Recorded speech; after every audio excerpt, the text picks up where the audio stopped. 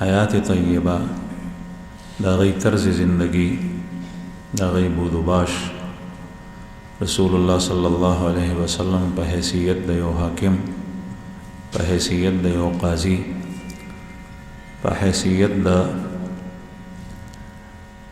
کور د مشر سرپرست،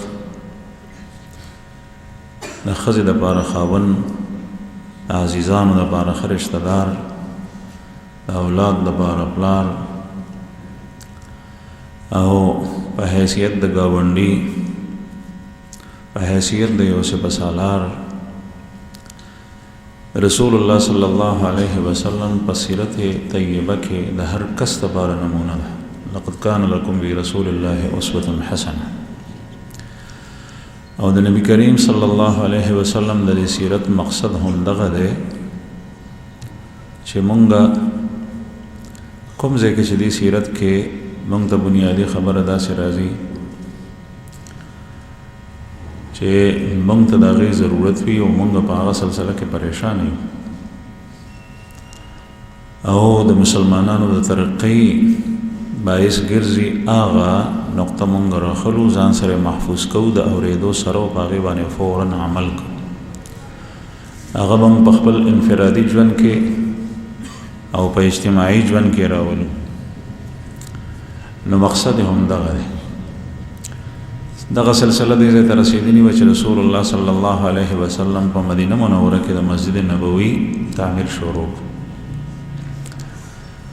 نبی کریم صلی الله علیه وسلم به هم په دې تعمیر کې په خپله مبارک حصه اخیسته او شروع شوي وه چې بلاکونه خښتې جوړېدې او دا راتلې. طلق ابن علي رضی الله عنه صحابي دی، هغه د بنو حنیفه قبیلې دی او دا خلک د سعودي عربستان په مشرق کې پاتې کېدل، یمامه نومې ځای کې. د کومې علاقې چې مسلمه کذاب دی چې چا کوم هغه دروغجن چې د رسول الله صلی الله علیه وسلم په زمانه کې د نبوت دعوه کړې وه، حالانکه د خوب پیغمبر صلی الله علیه وسلم نه پس نه د هغوی په حیات طیبه کې او نه د هغوی نه وروستو نه اوس نه تر قیامته پورې یو پیغمبر به راځي. د ده نوم یمامه ده. بعضې خوش قسمته هستۍ داسې هم وي چې هغوی د دې علاقې وو او رسول الله صلی الله علیه وسلم باندې ایمان راوړو صحابو. په هغې کې یو طلق ابن علي رضی الله عنه دی وایي چې زه رالم نو زما خټه جوړول زده وو، د خټې ګرڼۍ او هغې بیا خوشتول او بیا لګول دا مې زده وو، ځکه چې د ده په علاقه کې هغه مټینه خاوره وه، خټه وه ډېره. نو ما رسول الله صلی الله علیه وسلم او صحابه چې وکتل چې خښتې راړي نو ما راړي، نو ما ته وایي چې ته کاڼي او خښتې مه راړه، ته خټه جوړه، ځکه چې تا ته خټه جوړول ښه درځي. او رسول الله صلی الله علیه وسلم راته صرف په دې خبره دعا وکړه چې ما ته خټه خوشتول او جوړول ښه راتلل. دې نه معلومه شوه چې د الله د کور په تعمیر کې د هر چا خپله خپله حصه دا سعادتونه اوس هم سړی حاصلولی شي، دا اجرونه ګټلی شي، دا ثوابونه ګټلی شي، اگر که د رسول الله صلی الله علیه وسلم زمانه خو مبارکه زمانه. لیکن چې څنګه ما تاسو ته عرض وکړو په دې سیرت کې مونږ ته به هر ځای کې چې په کوم ځای باندې ګوته کېدې په هغه ځای کې مونږ دپاره ښکلې نمونه پرته ده.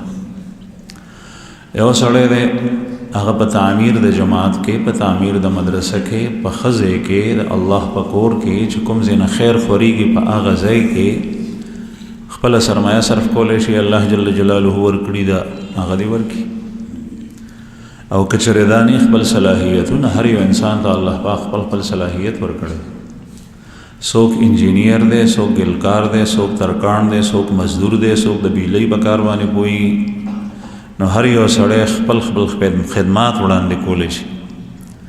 کله د یو سړي خدمت هغه د ډېرو پیسو نه، د ډېر مال او دولت نه هغه مخکې شي. دا خو د الله جل شانه تقسیم دی صرف پیسې او روپۍ پیسه دا نعمت د الله نه دی. د الله نعمتونه انسان ته ورکړی شوي صلاحیتونه او استعداد. بهر حال طلق ابن علی رضی الله عنه به خټه جوړوله، د وګاڼۍ خوشتولې، بیا به هغه جوړولې، بیا به ګاڼۍ کې خټه خوشته کا، بیا به هغه ورکول او په بلاکونو خښتو کې به خټه لګېده. رسول الله صلی الله علیه وسلم دغه جماعت چې جوړېدو نو پیغمبر علیه السلام په خپل فرمایل چې ماته د موسی علیه السلام د سفر غونې سفر جوړ کړي، ماته د موسی علیه السلام د سفر غونې سفر جوړ کړي. او دویم دا ارشاد فرمایلو د ابو ایوب انصاری په کور کې چې کله وو د هغې تذکره مخکې شوې ده چې څومره زر تاسو جوړولی شئ نو ښه ده، نو د الله کور چې څومره زر جوړ شي نو دومره ښه ده، ځکه چې ضرورت وي د مسلمانانو. اوس تاسو ګورئ کله کله دلته جماعت ډک شي او داسې موقع راغلی دي د جمعې په مزونو کې اجتماعات خو پرېږده. مونږ وایو چې اجتماع داسې وي چې په دې جماعت کې ټول مسلمانان رونه ځایږي، څوک په خاورو کې نه ناست، په خټو کې نه ناست، د چا کپړې خرابې نه شي. او چې دا جماعت جوړ شوی دی دومره لوی، نو دا په دې نیت باندې جوړ شوی دی چې په دې کې دا مجمع ځایږي. والله جل جلاله به راولي انشاءالله. دې ته خلک اوس راځي، تاسو یې وینئ، خپله راځئ تاسو. چې دا لاندې باندې ټول جوړ شي سره د صحن، زمونږ زړه به خوشحال شي، هر یو مسلمان ته به ځای په اسانه ملاویږي. نو رسول الله صلی الله علیه وسلم فرمایل چې دا جمعه زر زر جوړ کړي. او دغه وخت کې ماته د موسی علیه السلام د سفر ونه سفر جوړ کړي، ځکه چې هغه زمانه کې د تعمیر هم دغه ترتیب و، د خټو لوډو کورونه. نو نبی کریم صلی الله علیه وسلم دا جمعه جوړ شوی دی، نو په دې کې په دیوالونو کې دا خښته لګېدلي د بلاک د خټې، کچه خټې، دا به په لاسو باندې جوړول ښه. او دویم په دې کې ستنې چې کومې لګېدلې دي پیلرې، نو هغه د کجورو وي، د کجورو تنه به یې راوړه، هغه به داسې ودروله، په هغې به یې پورته لرګي کېښول. پورته چت چې جوړ شوی دی نو هغه د کجورو څانګې، د کجورو پاڼې، او په هغې د پاسه لږه خاوره، چې کله به باران وشو نو هغه به بیا څڅېده. نبی کریم صلی الله علیه وسلم یو ځل د لیلة القدر علامات بیان کړل او وی فرمایل چې د شپې به لږ باران وشي او سهار به نور بیا برېښنا کوي. نو صحابه وایي چې مونږ وکتل په رمضان کې په آخري ششره کې یو شپه داسې راغله چې د شپې باران وشو او رسول الله صلی الله علیه وسلم چې د سهار لمونځ کولو نو په دې پوزه مبارک او په تندي مبارک باندې د خټې نښې ولګېدې. خټه د کوم ځای نه وه پورته نه چت څڅېدو، هغه اوبه لاندې راتلې، نو د هغې وجه. نو دا جومات چې جوړ شوی نو په دې شکل باندې لاندې کچه خاوره او ستنې د کجورو د لرګو، هغه هم جوړې نه، بس دغسې چې څنګه ونې یې دغسې یې راوړې وې هغه یې ودرولې وې. او په چت کې د کجورو څانګې، په هغې د پاسه بیا د کجورو پاڼې، په هغې د پاسه خاوره خټه. دا جومات د هغې چې کوم لاندې غرقوالی و هغه څومره هغه 3 زیرا او 3 لاسه تقریبا 2 ګزه جوړي، د ایرې کنسته شوی. او د مسجد نبوي لمبایي چوړایي څومره ورن سبا چې تاسو کې څوک تللي دي عمرې ته یا حج ته، الله جل شانه دې د هغې حج او عمرې قبولې کړي. او چې څوک نه دي تللي الله پاک دې مونږ ټول بوځي او هر کال دې زمونږ د زیارت د حرمینو نصیب کړي. نو مسجد نبوي ډېر وسیع رقبه کې نن سبا پروت دی. رسول الله صلی الله علیه وسلم په زمانه کې دا دومره پلن او اوږد نو. څومره په دې کې اقوال مختلف دي. یو قول دا دی چې 100 ګزه اوږدوالی او 100 ګزه پلنوالی، او د ګز نه مراد شري ګز دی، دا یو لاس د دې ګوتو د سوک نه راواخله تر دې څنګلې پورې، دا 100 زیرا اوږدوالی، 100 زیرا پلنوالی. او بعضی وایي چې 63 زیرا یې اوږدوالی او 63 ګزه او 54 زیرا دا یې پلنوالی، نو دا د هغې نه کم شو. بعضې 100 ګزه، دریم قول 100 ګزه اوږدوالی او 80 ګزه یې پلنوالی. بهرحال مختلف اقوال راځي. دومره دا د مسجد نبوي پلنواله او بدواله. په دې کې دروازې نبی کریم صلی الله علیه وسلم چې د جمعات دراتلو د پاره پرېخوي نو درې وي. نن سبا چې کوم طرف ته محراب دی، محراب د قبلې دی، قبلې دیوال یو دروازه دی ځای کې. دغه وخت کې هغه وخت قبله دا نه وه، بلکې قبله د دې بالکل مد مقابل مخالف سمت کې چې کوم دیوال دی چې چېرته نن سبا خلک راځي شام طرف ته وه قبله. او چې کله قبله بدله شوه مسجد قبلتین کې، نو د هغې نه پس بیا د مسجد نبوي قبله بدله شوې ده. نو نن سبا چې کوم ځای امام ودرېږي د دې بالکل شاته مخامخ چې د مصلینو د مونځ کوونکو شاګانې هغه طرف ته قبله وه، او دې طرف ته چې کوم طرف ته نن سبا محراب دی دې بله د مسجد نبوي د ننوتو دروازه وه. یو دروازه دا وه، بل طرف ته مشرق ته وه. مشرق دغه سمت ته ویلی کېږي چې تاسو هلته لاړ شئ نو کوم طرف ته چې روزه مبارکه ده دا د مسجد نبوي مشرقي دیوال دی، او دې طرف چې کوم دی نو یو دروازه وه. دغه دروازه باندې به رسول الله صلی الله علیه وسلم هم توراتلو. نن سبا دغه دروازې ته مخامخ چې کومه دروازه ده د دې په ځای کې نږدې لنډه جوړه شوي نو هغې ته باب جبریل وایي. په دې به رسول الله صلی الله علیه وسلم دننه بار کېدو جومات ته. بله په غربي جانب کې غربي دیوال کې د مسجد نبوي دروازه وه درېمه، او هغې ته باب عاتقه وي، او بیا باب الرحمه، باب رحمت. او نن سبا دا دواړه نومونه د مسجد نبوي په دوو دروازو باندې لیکلي دي. باب الرحمه دا نوم هم شته، او باب جبریل دا نوم هم شته. نو هغه طرف ته چې کومه دروازه وه دا باب الرحمه وه. دا درې دروازې وي او مسجد نبوي د سفر په شان بند دیوالونه نو. رسول الله صلی الله علیه وسلم دغسې جماعت تیار کو. دې سره خوا کې د مسجد نبوي سره د رسول الله صلی الله علیه وسلم د بیبیانو حجرات کوټګۍ دا جوړې شوي. خړومبی به د مسجد نبوي دا بحث پوره کو. داسې جماعت چې جوړ شو نو د رسول الله صلی الله علیه وسلم په زمانه کې هم جماعت داسې و. د رڼا انتظام سو نو هغه زمانه کې به انصار او لرګي راړل، هغه به په جماعت کې بلول چې لرګی به مړ کېدو بیا به بل بلولو نو دا رڼا وه. بیا یو ځل تمیم داري رضی الله عنه یو صحابي دی، او دا هغه صحابي دی چې پیغمبر علیه الصلاة والسلام ته یو واقع بیان کړي و د خپل سفر، او د ده په یو سفر کې د سمندري سفر او په یو جزیره باندې طوفان د دې جهاز او کشتۍ لګولې وه. د هغه جزیرې ته تللی او هلته په یو حیوان باندې پېښ شوی و چې دی وایي د سر او کونې پته نه لګېده چې دا حیوان څه شی دی. دومره ویښتو نه ډک و، ګیر چاپېره ټول ویښتو. وی مونږ ورته وایي ته څه شی؟ نو وی مونږ ته وایي چې انا الجساسه، زه جساسه یم. او جساسه معنی تجسس کول، جاسوسي، پټ خبرونه معلومول. نو بیا وی مونږ ورته وایي چې ته دلته کې څه کوې؟ نو وی د دې خبرې جواب یې رانه کو. ما ته وی دوه کسانو مونږه چې راځئ ما پسې دلته کې یو کس دی، هغه ستاسو په کار یې، تاسو نه څه تپوسونه کوي. نو تمیم داري رضی الله عنه چې ځنګل دی مونږ پکې روان شو. مونږ چې لاړو نو یو ځای کې مو کتل نو بنی آدم دی او ډېر دنګ او لوړ په زنځیرونو کې تړلی دی. هغه مونږ نه یو څو تپوسونه وکړل. مونږ ته یې وی چې بحیره تبریه دی کې اوبه شته؟ مونږ ورته وی چې او. وی چې دا اوبه به زر ختمې شي. بیا راته وایي چې د بیسان علاقې باغات د کجورو شته دی، میوه ورکوي؟ مونږ ورته وی چې او. وی چې دا باغونه به زر ختم شي. یو څو تپوسونه یې نور وکړل. یو یې دا وکړو چې نبی آخر الزمان چې پیدا کېدو والا و په جزیره د عرب کې نو هغه پیدا شوی دی که نه؟ مونږ ورته وی چې او.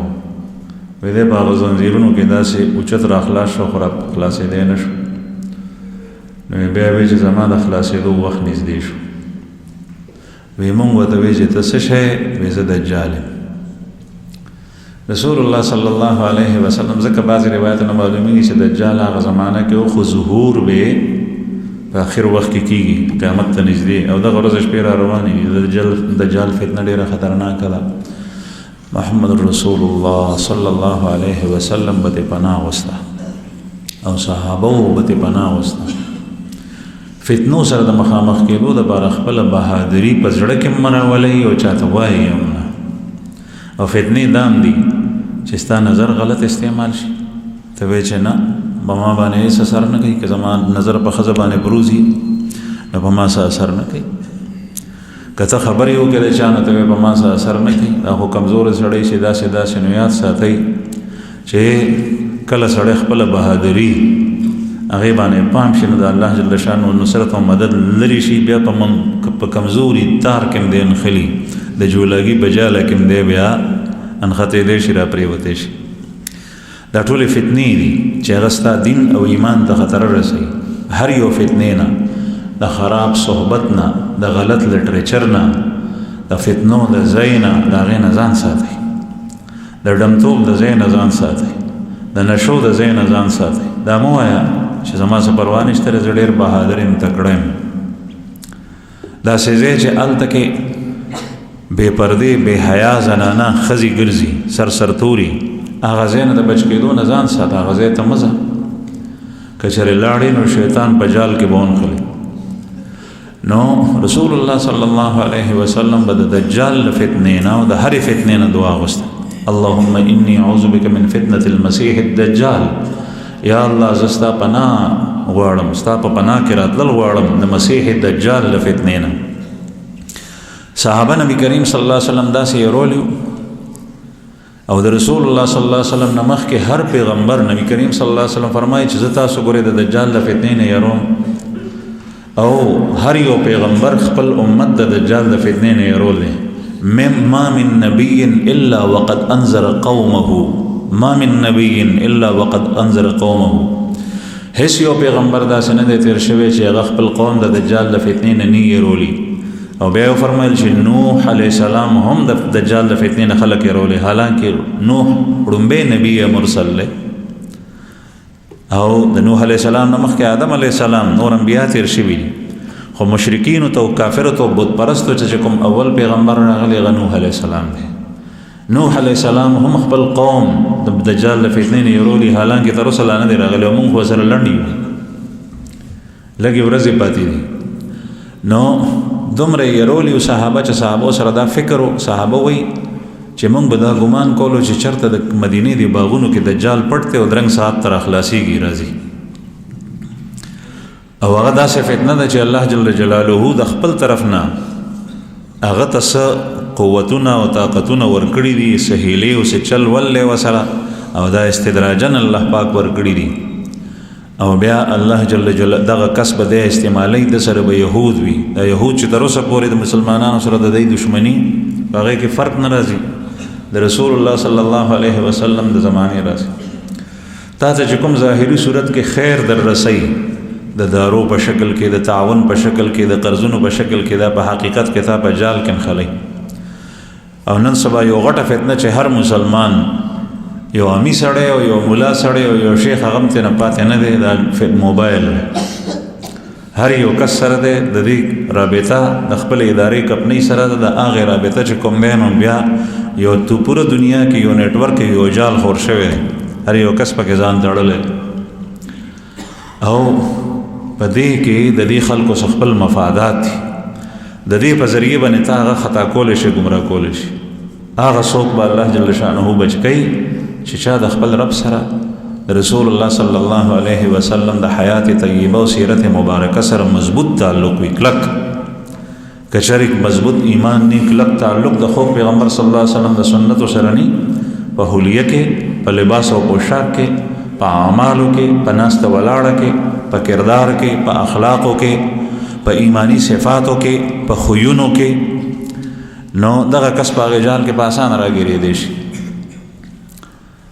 نو رسول الله صلی الله علیه وسلم به صحابه یرول، او دا یرول به ځکه چې ګوره خیال کوئ چې څومره ته د یو څیز نه څوک ویرې په دې لاره مه ځه، دې ځای ته منې نږدې کېږه، دلته به هلاک شي، نو هغه سړی به د هغې لارې نه اجتناب کوي، هغې ته به نږدې کېږي نه. نو دا تمیم داری رضی الله عنه نبی کریم صلی الله علیه وسلم ترستو بیا دا حدیث بیانې دا هغه صحابي دی. نو پیغمبر علیه السلام د په دې واقع بیانولو سره ډېر خوشحال شو او ځکه چې دا د سترګو لیدلې حال بیانولو. رسول الله صلی الله علیه وسلم مبارک په منبر یو ځل کېناست او فرمایل چې تاسو ته ما د دجال په باره کې ویلو، نو ما ته تمیم داری داسې واقع بیان کړه، زه تاسو ته بیانوم. نو بهرحال تمیم داری رضی الله عنه ډومبه کسته چې جمعات ته ډیوه راوړې وه، په هغې کې تیلو فانوس یې راوړی و. هغه زمانه کې څنګه جوړ و والله اعلم، هغه چت سره ځوړند کړی و، په پړي باندې تړلی و، په هغې کې دننه تیل و، په هغې کې بتي ایښي وه، نو هغه بلېده. نو چې کله رسول الله صلی الله علیه وسلم جمعات ولیدو چې رڼا شو، نو ورته یې وفرمیل چې الله دې داسې روښانه کړه لکه څنګه چې زموږ جمعات روښانه کړو. دا څومره لویه دعا ده او څومره سعادت مندي ده چې کوم سړی په جمعات کې د بجلۍ د بلفونو د رڼا انتظام وکړي، نو هغه اجر او ثواب په هغې باندې ګټلی شي. دویم بیا حضرت عمر فاروق رضی الله عنه په کتابونو کې تذکره راځي چې هغه قنادیل قندیلونه د په جمعات کې جوړن کړي فانوسونه. دا هغه زمانې فانوس داسې نه و لکه نن سبا، خو ډېر زیات نفیس او عجیبه شکل کې دي. حضرت عمر فاروق رضی الله عنه داسې لګولی و چې د رمضان میاشت وه، خلکو به ځان ته تراویح کولی، 2 کسان به ولاړو، 3 کسان به ولاړو، 10 کسان به ولاړو، 15 به ولاړو، کم به ولاړو، ډېر به ولاړو. د نبی کریم صلی الله علیه وسلم په زمانه کې تراویح داسې وي، د صدیق اکبر صاحب په زمانه کې داسې وي، د حضرت عمر رضی الله عنه په زمانه کې بیا تراویح 10 رکعاته او یو امام پسې، او په دې باندې د ټولو صحابو اجماع وشوه. د هغې نه پس بیا په هر دور کې جمهور فقها ائمه مجتهدین 10 رکعاته تراویح کوي به یو امام پسې. حضرت عمر رضی الله عنه دا د عمر صاحب د ځان نه نوي، د رسول الله صلی الله علیه وسلم په احادیثو کې د عمر صاحب دغه قسم فیصلو ته اشاره شوې ده. یو ځل نبی کریم صلی الله علیه وسلم خوب ولیدو یې ولیدو چې ما څخه پیو کاسه راوړی شوده پی، ما هغه اوسکل او دومره ډېر مې اوسکل چې د ما د هغې پیو هغه اثر په دې ګوتو په نوکونو کې محسوسولو، دې نوکونو کې، یعنې ټول بدن کې مې هغه پی اثر خور شو. بیا چې باقي پاتې شو، نو هغه پاتې پی ما عمر ته ورکړ، نو عمر اوسکل. نو صحابو تپوس وکړو، قالو ما اولته یا رسول الله، یا رسول الله تاسو د دې تعبیر څه بیانوئ، تعبیر یې څه دی؟ پیغمبر علیه الصلاۃ والسلام وفرمایل العلم، د دې تعبیر علم دی. نو حضرت عمر رضی الله عنه سره چې کوم علم و، هغه نورو صحابو سره نو. هغه څنګه علم و؟ 14 موافقات عمریه محدثین حضرات اهل علم ذکر کوي داسې خبرې چې عمر صاحب یو رای ورکړي نبی کریم صلی الله علیه وسلم ته، والله پاک د هغې مطابق وحی نازله کړي. مقام ابراهیم څخه طواف کوونکو ته 2 رکعاته مونځ کول پکار دي. د دې ابتدا کې حضرت عمر رضی الله عنه رای ورکړه چې یا رسول الله افلا نتخذ من مقام ابراهیم مصلی، مونږ مقام ابراهیم کې مونځ نه کوو. پیغمبر علیه الصلاۃ والسلام باندې وحی راله، واتخذوا من مقام ابراهیم مصلی، قرآن پاک دا آیت اوس هم شته، تاسو مقام ابراهیم خپله مصلی وګرځوئ، دلته مونځ کوئ. رسول الله صلی الله علیه وسلم ترالو چې یا رسول الله د دې شراب په باره کې څه واضح حکم نه راځي، مخکې شراب حرام نو څکلی کېدل، بیا وروسته حکم رالو، ځکه چې ټول دین په محمد رسول الله نازل شوی، مونځونه نو مونځونه په رسول الله صلی الله علیه وسلم نازل شوي دي هر یو شی. دی رالو حضرت عمر رضی الله عنه وی چې یا رسول الله د شراب په باره کې الله پاک څه واضح حکم نه نازلوي، دا خو ډېر خطرناک شی دی. نبی کریم صلی الله علیه وسلم باندې حکمونه مختلف نازل شو، په آخر کې حکم رالو انما الخمر والمیسر والانصاب والازلام رجس من عمل الشیطان فاجتنبوه لعلکم تفلحون. مفسرین وایي چې په دې آیت کریمه کې 3 ځایه د شراب او حرمت په باره کې ذکر دی. انما الخمر والمیسر، یقینا شراب او جواری، والانصاب او سلی بوتان، والازلام او غشی استل د جاهلیت د زمانه قسمت پونی معلومون. رجس من عمل الشیطان فاجتنبوه، دا رجس نجستی، یو حکم د حرمت ته معلومی. من عمل الشیطان شیطانی عمل له دوا شیطانی عمل حرام دي فاجتنبوه د دې نه ځان وساتئ لرې ترې نه اوسئ دا دریم حکم د حرمت حکم دی او دریم علت دی لعلکم تفلحون. نو دا حضرت عمر رضی الله عنه حضرت عمر رضی الله عنه رالو مخکې به د زنانو پرده نه و زنانه به دغسې ګرځېدې په لارو کوڅو کې ضرورت پسې به وتې وی چې یا رسول الله د دې امهات المؤمنین ستاسو د ازواجو په باره کې حکم د پردې نه نازلېږي چې الله جل دا دوی ته وایي نه چې پرده کوئ الله پاک حکم نازل کو چې دوی ته حکم وکړي چې دوی پرده کوي او په ځان باندې لوی څادر چې سر نه تر خپو پورې پکې پټي. نو حضرت عمر رضی الله عنه داسې کس نو چې هغه یو کار کول نو د ځان نه کول. رسول الله صلی الله علیه وسلم فرمایلو اقتدوا بالذین من بعدی ابي بکر و عمر زمانه پس چې کوم دوه کسان راځي د دې اتباع وکړي. نو دوه کسان پیغمبر علیه السلام پسې متصل څوک دي؟ حضرت ابوبکر صدیق صاحب خلیفہ اول دی او حضرت عمر خلیفہ ثانی دی. دا څومره لویه بدبختی وي چې د دې حضراتو د اتباع او د تقلید په ځای باندې یو سړی د دې خلاف خبرې کوي. دا به الله جل شانه قهر غضب او سخط ته دعوت ورکول وي. څومره حضرت عمر رضی الله عنه هغه شخصیت ته چې تراویح وکړي نو جماعت کې رڼا به داسې نه وه نو مختلفو ځایونو کې قندیلونه ولګول. نو که د رسول الله صلی الله علیه وسلم زمانه کې یو دوه ځایونو کې نو حضرت عمر صاحب ټول جماعت کې ولګول قنادیل به جوړند خو جماعت په هغه طرز سره و چې څنګه د نبی کریم صلی الله علیه وسلم په زمانه کې. په دې کې یو ځای هغې ته به صفه وي نبی کریم صلی الله علیه وسلم یو دونکاچه جوړه کړې وه. دا د هغه صحابو د پاره وه چې کوم طالبان د دینو اسې خو هر یو صحابي د نبی کریم صلی الله علیه وسلم هر یو صحابي د دین حصہ او برخه به خاص کوله هغه به ځان سره محفوظ کوله. بعضې صحابه داسې و چې د هغوی کور نو د هغوی بال بچ نو د هغوی ټبرداري نه وه د هغوی تجارت نو د هغوی زمینداره نه وه هغوی د دنیا کاروبار او هر څه صرف او صرف د دین د زده کړې دپاره د رسول الله صلی الله علیه وسلم د صحبت دپاره او د هغوی نه د اصلاح او تربیت په حوالې سره فایده اخیستو دپاره هغوی سره په جومات کې پراته وو. دې ته به اصحاب صفه وي. ابو هریره رضی الله عنه د دې طالبانو د دین د صحابو یو فرد او رکن دی. یو مختلف حالات د دې وخت بیانوي. نو دا صفه هغوی دپاره جوړه شوې وه. دی به جومات کې سملاستل د دوی کورونه نو لکه جومات کې طالب د دین سملی نو عوامو ته په هغې باندې بد ګڼل نه دي پکار. ستا کور دی ستا په کور کې بچي دي ستا په کور کې د استوګنې مختلفې کمرې دي د طالب چې په جومات کې پاتې کېږي او دین زده کوي نو هغه ته سپک مه ګوره. دا د نبي کریم صلی الله علیه وسلم د زمانې دغسې را روان او طالب ته پکار دی چې د رسول الله صلی الله علیه وسلم د سنتو د هغه صحابو اتباع وکړي په قناعت کې په سادګۍ کې په تقوا کې په للهیت کې په تعلق مع الله کې او قانی اوسي چې سب صحابو راړل هغه به دوی ته ځوړندول په هغه سفر کې.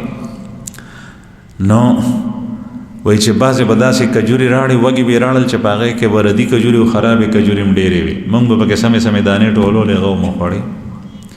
کله به چاپۍ راړل کله به هېڅ شی نو داسې انتظام نو لکه نن سبا چې باقاعده په مدرسو کې د لنګر انتظام وي.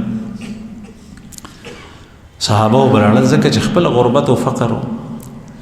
نو دا د مسجد نبوي د رسول الله صلی الله علیه وسلم د زمانې د جماعت کیفیت و. کله چې رسول الله صلی الله علیه وسلم دنیا نه تشریف یوړ دویم ځل نبی کریم صلی الله علیه وسلم بیا یو توصیه کړې ده په جماعت کې او په خپل حیات مبارک کې کړې ده چې کله د خیبر جنگ وشو. خیبر جنگ په 9 کال د هجرت شوی دی. هغې نه چې واپس شو پیغمبر علیه السلام نو ګڼه ډېره زیاته وه په جومات کې خلک نه ځایېدل. رسول الله صلی الله علیه وسلم وفرمایل چې څوک شته دی چې موږ ته دا ځمکه راکړي جومات سره لګېدلې ځمکه وه یو پلاټ و د انصاري صاحب. هغه صحابي په خپله باندې ډېر فقیر او مسکین و.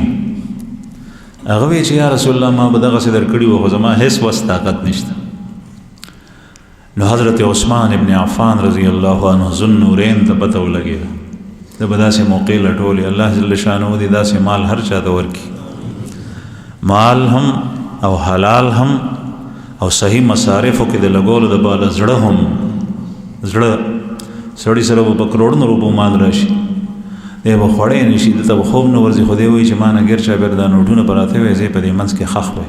او نن سبا خو نوټونه هم نشته دی، په سترګو یې نه ویني، په بینک کې پراته وایي دومره شوې او دومره شوې او دومره شوې. چې بینک کې داخلي نو هم په موبایل باندې دا لا بله چې بینک ته تلل هم نشته، دلته به ناست دی جیب کې پیسې نه، دغسې به قلنګې غریب. او بینک کې مې دومره روپۍ جمع کړې او دومره مې ترې نه وویستې، دومره لاړې او دومره رالې، به دې ته خوشحالي. یو وهم دی، یو سوچ دی د انسان. نن سبا دنیاداري دې حد ته ورسېد، لاس کې نه پیسې شته، حالانکه یو وخت داسې و چې دا پیسې مال نو نوټونه، ځکه چې دا خو کاغذ دی، دې پسې شاته به سونه وه، دا به د هغې سونې سند و چې ما سره دومره سونه پرته ده. نن سبا سونه ختمه شوه، اوس شاته ورپسې ډالر وي، او ډالر په خپله کاغذ دی. بیا هم دې ته خوشحالي کو چې زموږ په ملک کې سرمایه ډېره ده، او بیا هغه کاغذ او هغه نوټ هم نن سبا په سترګو نه شي لیدی چې کوم غټ سرمایه دار دی بینک نه شفټ کېږي د موبایل په ذریعه، یو ځای نه بل ځای ته اړی راړی. دې نه خو هغه غریب او مسکین سړی ښه دی چې کور کې خو 1000 روپۍ ورسره شته، 50,000 روپۍ ورسره وشته چې لاسو کې اوړي راوړي، ضرورت به باندې پوره کړي. بهرحال حضرت عثمان ابن عفان رضی الله عنه ته الله جل جلاله مال هم ورکړی او زړه هم ورکړی. چې څنګه دا واورېدل چې پیغمبر علیه الصلاۃ والسلام دا پلاټ اخلي، نو فوراً هغه انصاري ته لاړ، وی په څو یې خرڅې؟ په 10,000 روپۍ باندې ترې نه واخېستو، 10,000 درهمه، 10,000 درهمه هغه ټایم کې. او دراهم د سپینو زرو کرنسي وخه، په 10,000 درهمه باندې ترې نه هغه ځمکه واخېسته، سیوایي چې کوم د توسیع دپاره و هغه یې په 10,000 درهمه باندې اخېسته. او یو زمانه مخکې تاسو چې د نن نه تقریبا 100 کاله مخکې نه هم کم 90-80 سال مخکې شاته لاړ شئ، نو په دې علاقو کې به د ځمکې ډېرې زیاتې ارزانې وي. ما ته به والد صاحب مې کیسې کولې، وی د انګریزانو په دور کې به چې مالیې پسې وصولونکي رالو، کس د حکومت سړی مالیه به وصولوله، نو هغه به 100 پیسې وه، نو هغه پیسې یا چې به روپۍ جمع شوه، دا مالیه به چا سره نو بیا به چې دا ځمکه واله مالیه نشم درکولی، نو ځمکه به ورته پرېښود، مالیې به بدل کړي. داسې ځمکې ارزانې وي. دا ولې؟ ځکه چې پیسه هغه ټایم کې درنه وه، ګرانه وه، پیسې چا سره نه وه. نو 10,000 درهمه کې حضرت عثمان رضی الله عنه په هغه زمانه کې، نن سبا 1400 کاله مخکې، حضرت عثمان ابن عفان رضی الله عنه دا پلاټ د توسیع لپاره واخیست. نبی کریم صلی الله علیه وسلم درالو ورته وایي چې یا رسول الله، پیغمبر علیه الصلاۃ والسلام فرمایلو چې څوک شته دی چې دا پلاټ واخلي او د هغې په بدل کې جنت کې کور ورته الله پاک ورکړي، او مونږ ترې نه واخلو د جنت په عوض کې دا پلاټ. نو نن سبا خو مسلمان دا خبرې اوري، خو سر د پاسه یې تیروي. حالانکه د نبی کریم صلی الله علیه وسلم دغه احادیث هغه زمانه کې چې د صحابو دپاره و، هغه د اوسنو خلکو دپاره هم دي. په دې کې هیڅ شک نشته چې حضرت عثمان رضی الله عنه فرمایي من بنا لله مسجدا، نبی کریم صلی الله علیه وسلم نوی ما اوریدل من بنا لله مسجدا بنا الله له مثله فی الجنه، چې چا جماعت د الله دپاره جوړ کو نو الله پاک به د دې په مثل په جنت کې کور درته ورکوي. دا حدیث اوسم شته او دا یقیني دی، او همدغسې ده چې څنګه رسول الله صلی الله علیه وسلم فرمایي. خو د هغه زمانې مسلمانان الحمدلله شته دی، بعضې شته، لیکن اکثریت داسې نه دي.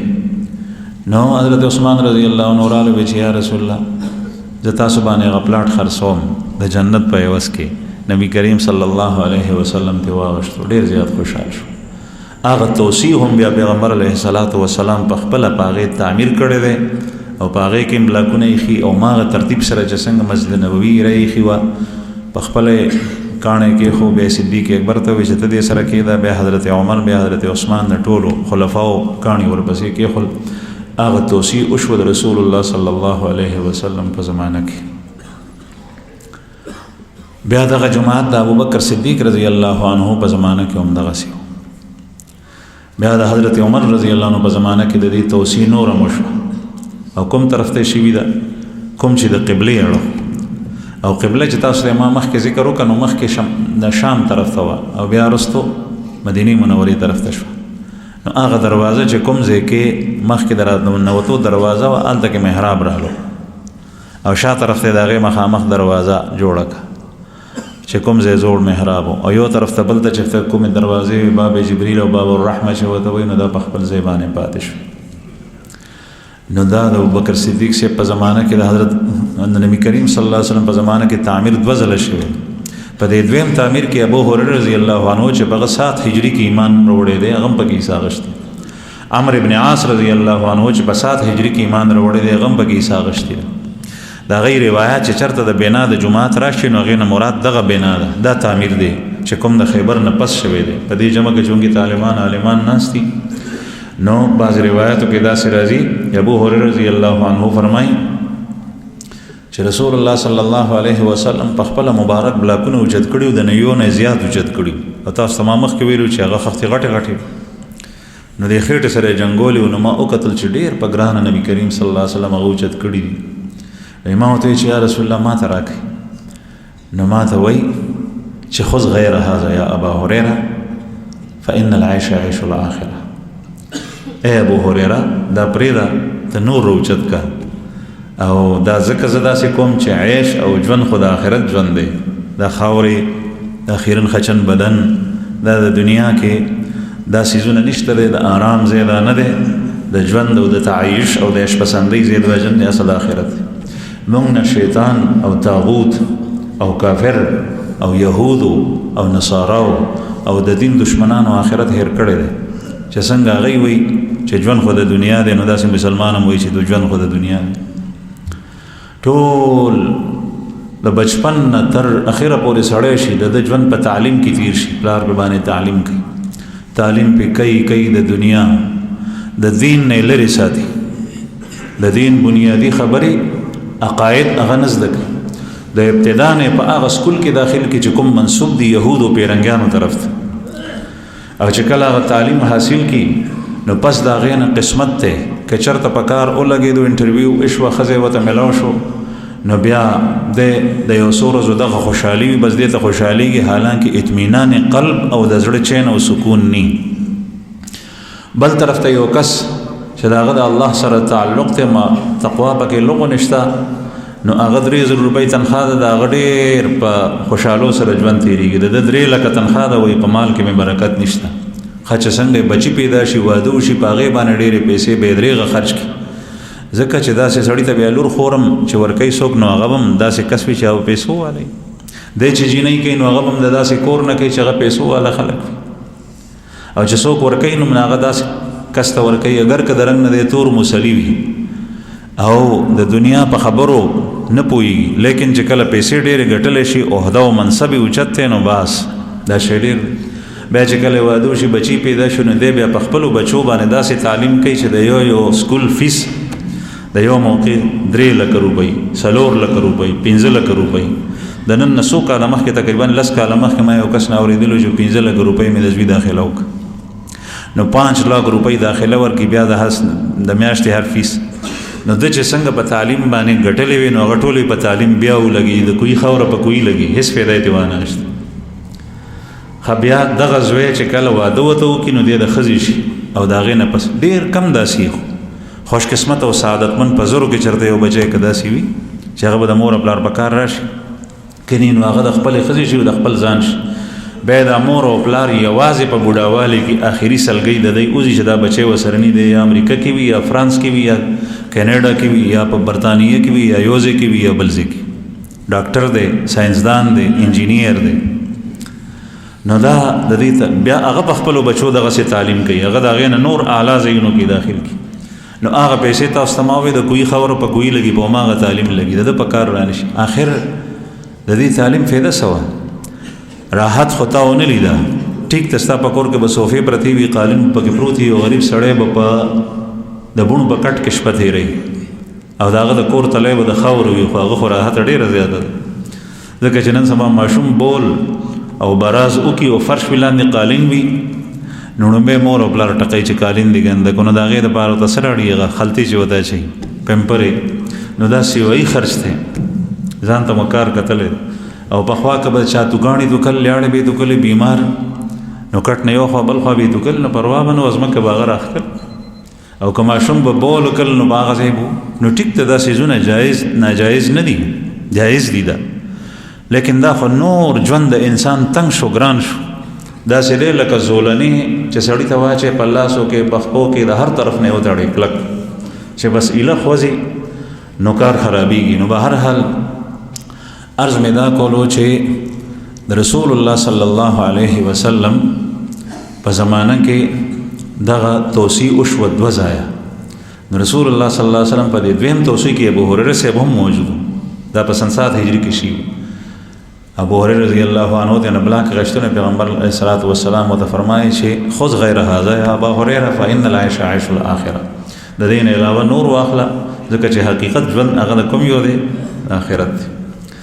په دنیا کې تکالیف مصائب راځي ادایات ساتي چې کوم خلق تاسو نن سبا د دنیا مختلفو ملکونو کې براحتو کې وینئ که زه قسم اخرم نه پدې کې حانس کېږم نه چې قلبي سکون هغه تاسو نه کم حاصل دی د دې زمانه مسلمان ته چې دا په خپل ایمان کې کمزور دی لیکن کوم لک سکون بے سکونی دلتم ده بے چینی دلتم ده خو چې کوم سکون شته دی چاته حاصل دی نو د ایمان او د اسلام د برکته دا هغوی ته نه دی حاصل د هغوی په تعیش پسندۍ کې د هغوی په مختلفو خوراکونو کې د نفس د خواهشاتو په تکمیل کې هر قسم مال په حصول کې چین او سکون او د نفس د زړه اطمینان نشته او دا چې کومه خوشحالي ده نو دا لکه د چرسو د بنګو دغه چې پوډري او چرسي او بنګي په ډیران باندې ناستي او جامې شلیدلي او د لاسو نه وینې بهیږي او په ځان کې ستن منډي او دی وایي زه په اسمان الوزم نو چې ژوند ته وګورې نو ژوند دی څنګه او دی خپل ځان ګڼي نو نفس دا نشه ده بس نور څه نشته نبی کریم صلی الله علیه وسلم په دې کې دې طرف ته اشاره وکړه چې د مسلمان دپاره حقیقي راحت هغه ده هر یو انسان په تکلیف کې قرآن پاک کې الله پاک فرمایي لقد خلقنا الانسان فی کبد ہم نے انسان کو مشقتوں میں سختیوں میں پیدا کیا د چې پیدا شي په کوم ځای کې د جوړیږي د ډانچه کوم ځای کې تیاریږي څومره تنگ ترش ځای دی په کومو لارو چې د دنیا ته راځي څومره تنگ ځای کې راځي په هغې باندې به دی څومره تکلیف تېروي مور ته څومره تکلیف پېښېږي چې بیا دنیا ته راشي بیا د ژوند په کومو ترتیبونو باندې تېرېږي چې بیمار شي په وړوکوالي کې بیا په هسپتالونو باندې ګرځوه مختلفو تکالیفو سره هر یو انسان مخامخ دی خو د چا تکالیف او صدمې چې د الله دپاره او د الله د رسول له اطاعت د وجې نه او د الله په دین باندې د عمل کولو په سلسله کې او د ایمان د مضبوطیا په باره کې او د آخرت د حصول لپاره د چا تکالیف تیر شول د وینه تو شوه د جان لاړو د مال لاړو د مشقتونه د برداشت کړل دغه سړی کامیاب دی د تکالیف د هغې قیمت لګي او هغه بې ځایه نه ځي هغه محفوظ کېږي یو انسان هغه دی چې هغه تکالیفو سره مخامخ دی او د هغه د تکالیفو هیڅ قیمت نه لګي هغه دغه څیز سرمایه ټوله ضایع کېږي عمر هم ضایع ځي او جان هم ضایع ځي او مال هم ضایع کېږي هیڅ په کار نه راځي ربما یود الذین کفروا لو کانوا مسلمین په جهنم کې به مشرکین هغه وخت کې ډېر افسوس او ارمان کوي چې کله آخري مسلمان د جهنم نه چې هغه کې ذره برابر ایمان وي حدیث مبارک کې نبی کریم صلی الله علیه وسلم فرمایي دا چې کومه ذره د جمی په موسم ستا د کوټې د دروازې په وت کې رڼا راځي او په هغې کې ذره الوزي که نه دومره ذره ایمان هم په چا کې وي نو جهنم ته به تللی خو وروسته به دی هم جنت ته ځي الله جل شانه دې مونږ ابتدا کې د جهنم نه وساتي